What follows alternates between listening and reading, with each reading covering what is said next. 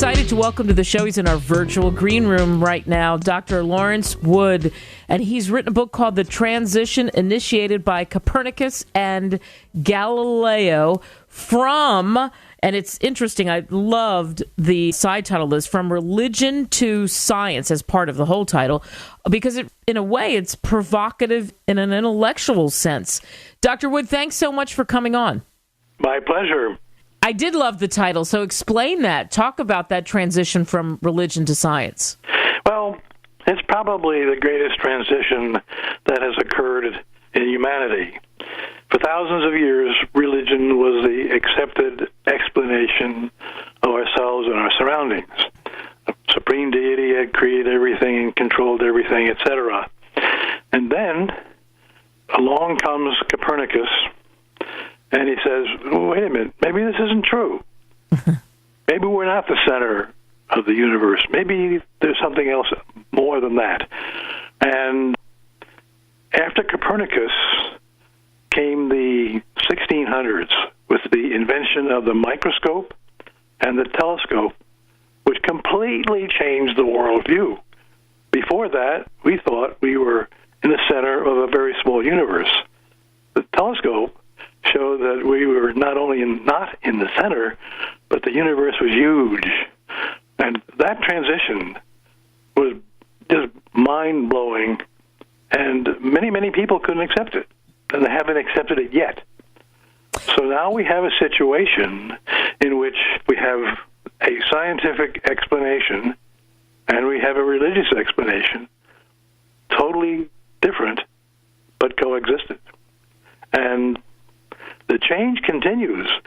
I just happened to be reading a book review titled God, War, and Providence, talks about what happened when the Puritans came to America. And as the reviewer says, salvation was probably the most important word in their vocabulary.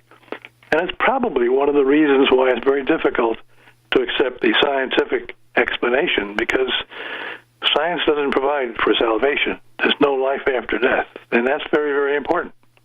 And in the book, you talk about, you just tackle so many things. It's so fascinating because it's so fascinating for everybody listening. I really want you to get this book because of exactly what Dr. Wood just said there. You were thinking about all kinds of questions as you read it, and you lay it out. You say the book answers two fundamental questions that don't really appear to have been properly addressed, which is what you just gave us the broad strokes on. And you say, why has our marvelous brain, and I agree, developed these two diametrically opposite explanations of ourselves and our surroundings? We call one religion and the second science, and that's the battle, isn't it?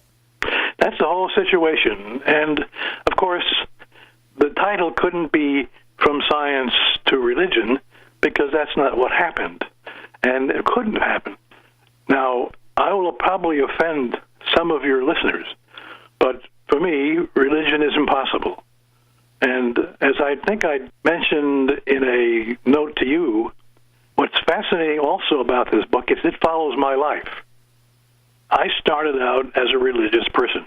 I went to Sunday school, I studied the Bible, and that was my life probably until I got into college, maybe even into graduate school.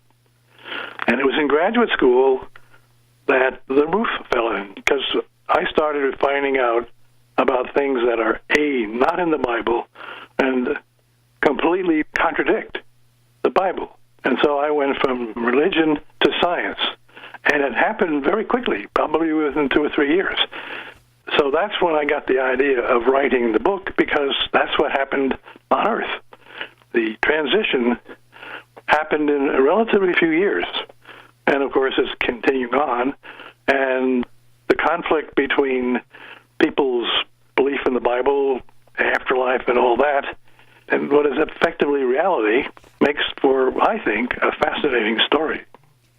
And do you think that this is really the $1 million question. I don't know, Dr. Wood, that any of us can answer, but it's like you said, you tackled this and you had time to tackle it when you retired to look at some of the aspects of the scientific explanation. And I think that's wonderful that you did that. And what was the most eye-opening part, I guess, of the scientific side for you? I was afraid you might ask that question. I think the shift from that you believe that you're living in the center of a small universe that revolves around you to the realization that you're a tiny speck in a huge universe that's billions of years old, and you have almost no real control over it. That change, that shift, was perhaps one of the major things. And this has happened many places. There's a guy named Geoffrey, what's his last name? Anyway, who examined it, right? Who looked into it, yeah. Yeah. Mm-hmm. So I got some of my ideas from this fellow who wrote the book called From Paradise to the Paradigm. I know the book you're speaking of, and we'll dig that up for listeners. And yes, and you got some of your ideas by reading that, is what you're saying. Yes, I did. And his story was featured in Science magazine, and then he finally wrote a book about it. And he went through the same thing because he was out in the archaeological dig in Kansas when he realized that the structure of the rocks and everything else couldn't possibly fit into a story about a worldwide flood, because flood never happened. Yeah, so it's interesting. You look at this, you look at other people's ideas, and you take two subjects that clash, and as you talk about the brilliance of our brain and the camps of people who really dig in and think one thing happened and others that think another thing happened, I don't know that we ever can completely meld those together, which is, again, why I think the transition initiated by Copernicus and Galileo from religion to science is so fascinating. From the religious aspect of it, what was the most interesting thing you uncovered there? Because you talked about wrestling with that question, and especially with your upbringing. Well, yeah, I think I had echoes something of Stephen Godfrey. You're inculcated with the religious story. It permeates everything for a while, and then all of a sudden, you realize it's not true, and you have a hard time with that. At least I did too. And there's another analogy. It occurred here in Washington. There are some very strange geological structures in eastern Washington that were extremely difficult to figure out what happened. So finally a guy came along and he said, I know what happened. There was a giant flood here. And a flood that would make the biblical flood seem like just a puddle. And it took him 20 years of research with help and others to convince the geologists and people that there actually had been an enormous flood in eastern Washington. And so when you come across something that just blows your mind, it just takes you a while to really come to grips with it. Absolutely. And, you were born in Brooklyn. You have this BSEE. I love those letters, by the way, altogether. And a PhD in physics. And then you were even assisted by NASA's Space Administration in Huntsville, Alabama. So you really tackled this. What do you hope people take away from the book?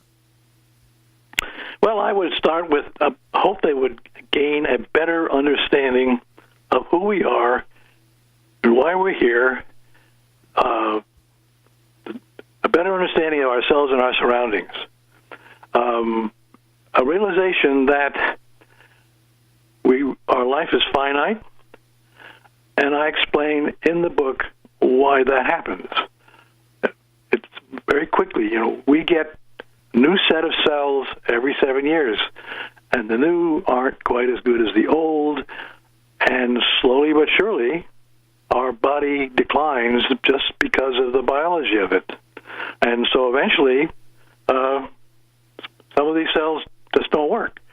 There's a fascinating article written by a guy named Bert Vogelstein about cancer. He started studying organisms and cells that divide many, many, many times. And he found out that the rogue cell which triggers cancer is almost purely random. There was a comment in his article that cancer is a crapshoot. You don't know whether you'll get it or not, and when it happens, well, but so it's part of life. Yeah, you just don't know. You just don't know. That is the perfect place to end this. You just don't know. Dr. Larry Wood, I urge people to pick it up. It'll really make you think. The transition initiated by Copernicus and Galileo. I'll tell you what, from religion to science. Yeah, it'll blow their minds. And I'm glad you tackled it. Dr. Wood, thank you so much for joining us on the show. Oh, thank you for having me, Kate.